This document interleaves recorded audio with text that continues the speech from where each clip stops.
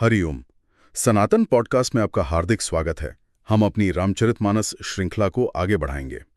पिछली चर्चा में हमने लंका में चल रहे महायुद्ध के विभिन्न पहलुओं पर विचार किया था, पर आज हम कह सकते हैं युद्ध के उस मोड़ पर हैं जहां लड़ाई मैदान से ज्यादा मन में लड़ी जा रही है। बिल्कुल सही कहा आपने। ये वो क्षण है जहां युद्ध केवल शस्त्रों से नहीं बल्कि नीति से, अहंकार से और माया से भी लड़ा जा रहा है। बिल्कुल, और ये प्रसंग हमें दिखाता है कि कैसे एक निर्णायक मोड़ पर सही सलाह को ठुकरा देना वो विनाश को एक तरह से खुला निमंत्रण देता है और कैसे अहंकार जो है वो सत्य पर पर्दा डाल देता है। और इस गहन संघर्ष का आरंभ होता है रावण की सभा से, जहां उसके नाना और मंत्री माल्यवंत उसे समझाने का एक अंतिम प्रयास करते हैं। हाँ, और तुलसीदास जी उस सभा का दृश्य बड़े ही मार्मिक ढंग से प्रस्तुत करते हैं। चौपाई कहती है, माल्यवंत अति जरठ निसाचर, रावण मातु पिता मंत्री बर, बोला वचन नीति अति पावन, सुनहु तात कछु मोर सिखावन। जी, यहाँ माल्यवंत का परिचय ही देखिए। वो केवल एक मंत्री नहीं है, वो रावण का नाना है। अति जरठ मतलब अत्यंत वृद्ध, अनुभवी। और सबसे बड़ी बात, उनके वचनों को अति पावन कहा गया है। ये शब्द क्यों प्रयोग किया गया? ये बहुत गहरा प्रश्न है। देखिए, पावन मतलब पवित्र। माल्यवंत के वचन इसलिए पावन है क्योंकि उनमें स्वार्थ का मतलब लेश मात्र भी नहीं है। वो किसी पद या प्रतिष्ठा के लिए नहीं कहे जा रहे हैं, वो केवल रावण और लंका के कल्याण के लिए है। तो जब कोई बात निस्वार्थ भाव से सत्य और नीति के आधार पर कही जाए, वो अपने आप में ही पावन हो जाती है। मतलब ये राजसभा के भीतर से उठी विवेक की अंतिम आवाज थी। बिल्कुल अंतिम आवाज। और उनकी सीख का आधार क्या था? वो कहते हैं, जब ते तुम सीता हरे आनी, अशगुन हो ही न जाही बखानी, वेद पुराण जासु जसु गायो, राम विमुख काहु न सुख पायो। देखिए, वो सीधे मुद्दे की जड़ पर प्रहार कर रहे हैं। वो ये नहीं कह रहे कि हमारी सेना कमजोर है, नहीं, वो कह रहे हैं कि समस्या का मूल है अधर्म, मतलब सीता जी का हरण। वो रावण को याद दिला रहे कि जब से तुमने ये किया है तब से लंका में ऐसे ऐसे अपशकुन हो रहे हैं जिनका वर्णन भी नहीं हो सकता। और फिर वो एक शाश्वत सत्य की ओर संकेत करते हैं ना, कि श्री राम से विमुख होकर किसी ने कभी सुख नहीं पाया। वही तो। और वो श्री राम के केवल वानर सेना की या उनकी लौकिक शक्ति की बात नहीं कर रहे हैं, वो उनकी पारलौकिक सत्ता की बात कर रहे हैं। वो कह रहे हैं कि तुम उस शक्ति से वैर कर रहे हो जिसका गुणगान तो स्वयं वेद और पुराण करते हैं। ये एक आध्यात्मिक सत्य का दर्शन कराने का प्रयास है। और इसी बात को और स्पष्ट करने के लिए वो इतिहास और पुराणों से प्रमाण भी देते हैं। 2 हिरण्याक्ष भ्राता सहित मधुकैटभ बलवान, जेहि मारे सोई अवतरेव, कृपा सिंधु भगवान। 48 क। क्या अद्भुत स्मरण दिलाया है। वो कह रहे हैं कि तुम जिसे एक साधारण वनवासी समझ रहे हो, वो कोई और नहीं, वही भगवान है जिन्होंने हिरण्याक्ष और मधुकैटभ जैसे महाबलशाली असुरों का संहार किया था। जी, वही कृपा के सागर भगवान अब राम के रूप में अवतरित हुए हैं। ये रावण के भ्रम को तोड़ने का एक सीधा और शक्तिशाली प्रयास है। और अगले दोहे में उनके स्वरूप का और भी गूढ़ वर्णन है। काल रूप खल बन दहन, गुणागार घन बोध, शिव बिरंची जेहि से वहीं, तासो कवन विरोध। देखिए कितने सुंदर शब्द हैं। दुष्टों के लिए वो काल रूप है, अग्नि के समान, पर भक्तों के लिए गुणागार, गुणों के धाम है, और घन बोध मतलब ज्ञान के साकार रूप। एक ही समय में दोनों रूप। हाँ, और सबसे बड़ी बात, शिव बिरंची जेहि से वहीं। ये तो माल्यवंत ने रावण की दुखती रग पर हाथ रख दिया। बिल्कुल, क्योंकि रावण तो स्वयं शिव का परम भक्त था। वही तो। वो उससे पूछ रहे हैं कि जिस तत्व की सेवा स्वयं ब्रह्मा और तुम्हारे आराध्य शिव करते हैं, उससे वैर करने का क्या मतलब है? क्या तुम शिव और ब्रह्मा से भी बड़े हो? ये प्रश्न तो किसी को भी झकझोर दे। निश्चित रूप से। और इतना सब समझाने के बाद वो एक बहुत ही सरल समाधान भी देते हैं। परिहरि बयरु देहु बय देही, भजहु कृपानिधि परम स्नेही। और अक्सर ऐसा ही होता है ना? सबसे जटिल समस्याओं का समाधान सबसे सरल होता है। हाँ? उन्होंने कोई लंबी चौड़ी युद्ध नीति नहीं बताई, बस 2 बातें कहीं, वैर का त्याग करो और शरणागत हो जाओ, जानकी जी को लौटा दो और प्रभु की शरण में चले जाओ। ये तो एक तरह से मोक्ष का मार्ग दिखा रहे थे वो। बिल्कुल। पर रावण पर इस अमृत समान सलाह का क्या प्रभाव हुआ? प्रभाव तो बिल्कुल उल्टा हुआ। जहां अहंकार का अंधकार हो वहां नीति का प्रकाश कैसे पहुंचेगा? वो सलाह उसे बाण के समान लगी। वो क्रोधित होकर बोला, करिया मोह करी जाई अभागे, बूढ़ भेसी न तम मर्त्यूं तो ही, अब जनी नयन दिखावसी मोही। उसने अपने नाना का ही अपमान कर दिया, उन्हें अभागा कहा और धमकी दे दी कि बूढ़े न होते तो मार डालता। ये केवल अहंकार नहीं है, ये एक तरह की बौखलाहट है। रावण इस बिंदु पर इतना कुछ दांव पर लगा चुका है कि अब पीछे हटना उसके लिए अपनी हार मानने जैसा है। वो भी बिना लड़े। हाँ, और जब व्यक्ति के पास सत्य का कोई उत्तर नहीं होता तो वो दूत को ही अपमानित करता है।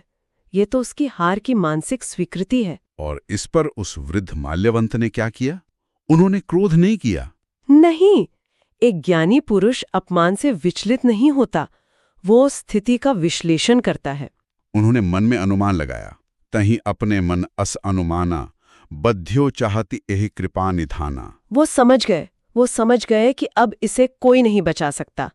जब कोई जीव सही गलत का भेद भूल जाता है तो इसका अर्थ है कि स्वयं कृपा निधान भगवान ने उसके अंत का निश्चय कर लिया है। यहाँ बद्ध्यो चाहत का अर्थ केवल मारना नहीं है। नहीं, बिल्कुल नहीं। ये भगवान की कृपा का ही एक रूप है। जब अधर्म अपनी पराकाष्ठा पर पहुंच जाता है तो उसका नाश करके धर्म की स्थापना करना ये भगवान का एक कृपामय कार्य ही है। वो समझ गए कि रावण का वध अब आवश्यक हो गया है।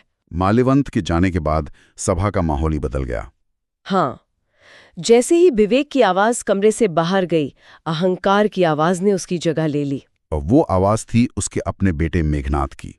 वो खड़ा होता है और क्रोध में भरकर कहता है कि कल सुबह मेरा कौतुक देखना। और रावण को यही सुनना था।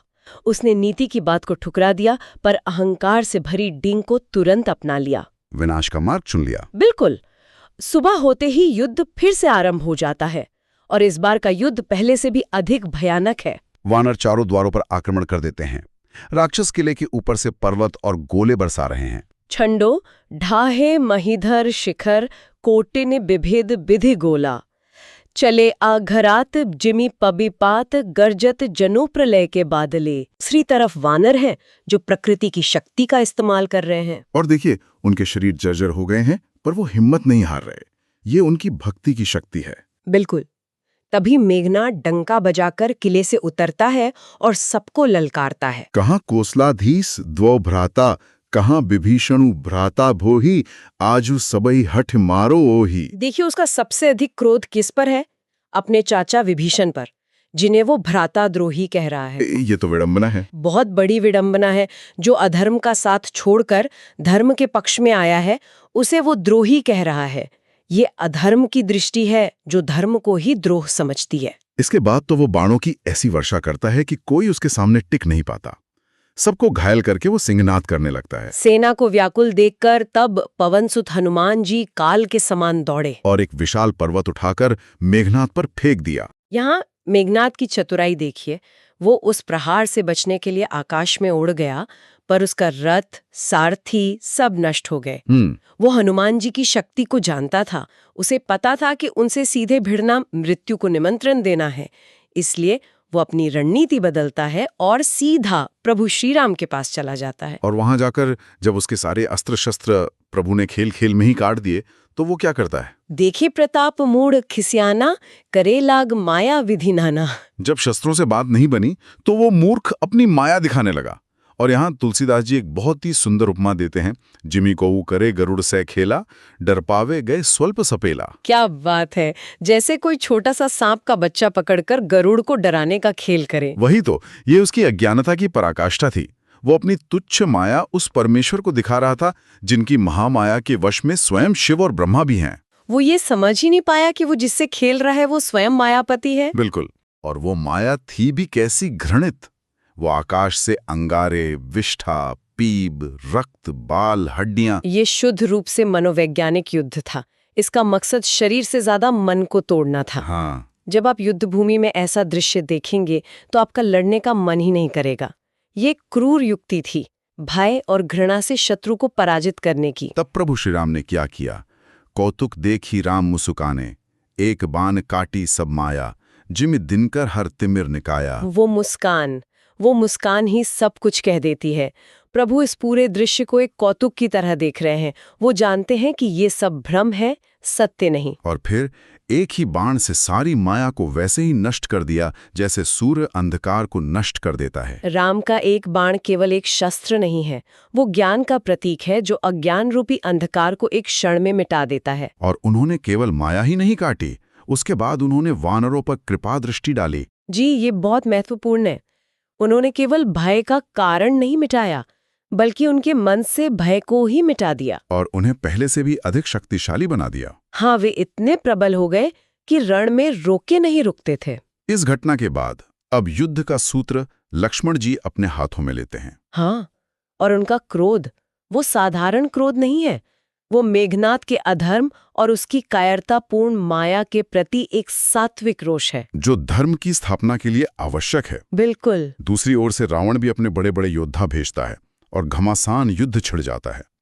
युद्ध के कोलाहल का वर्णन करते हुए कहा गया है, मारू मारू धरु धरु धरु मारू, सीस तोरी गही भुजा उपारू, असी रव पूरी रही नव खंडा, धावहीं जहां तहां रुंड प्रचंडा। आप कल्पना कीजिए उस दृश्य की। मारो मारो पकड़ो पकड़ो की ध्वनि से पूरा ब्रह्मांड भर गया है। बिना सिर के धड़ रणभूमि में दौड़ रहे हैं। ये तो धर्म और अधर्म के बीच चल रहे अंतिम संघर्ष की पराकाष्ठा थी। निश्चित रूप से, जहां वीरता और क्रूरता दोनों अपने चरम सीमा पर थे। आज की चर्चा में हमने देखा कि कैसे रावण ने माल्यवंत की विवेकपूर्ण सलाह को ठुकराकर अपने पुत्र मेघनाद के अहंकार को चुना। ये हमें सोचने पर विवश करता है ना, कि हमारे अपने जीवन में हम किन आवाजों को महत्व देते हैं। बिल्कुल। क्या हम उस विवेक को सुनते हैं जो कभी-कभी कठोर सत्य बोलता है, या हम उस अहंकार को चुनते हैं जो क्षणिक आत्मविश्वास देता है? ये एक बहुत गहरा प्रश्न है और इसका उत्तर हर किसी को अपने भीतर ही खोजना होता है। आप यूं समझिए, हर दिन हमारे सामने एक माल्यवंत और एक मेघनाद खड़ा होता है, एक विवेक की आवाज और एक अहंकार की। और हमारा चुनाव ही हमारे भविष्य की दिशा तय करता है। बिल्कुल। तो हमें आशा है कि आपको हमारी आज की चर्चा पसंद आई होगी। सनातन धर्म से संबंधित ऐसी ही और चर्चाओं के लिए हमारे चैनल को अवश्य सदस्यता लें। धन्यवाद। जय श्री राम।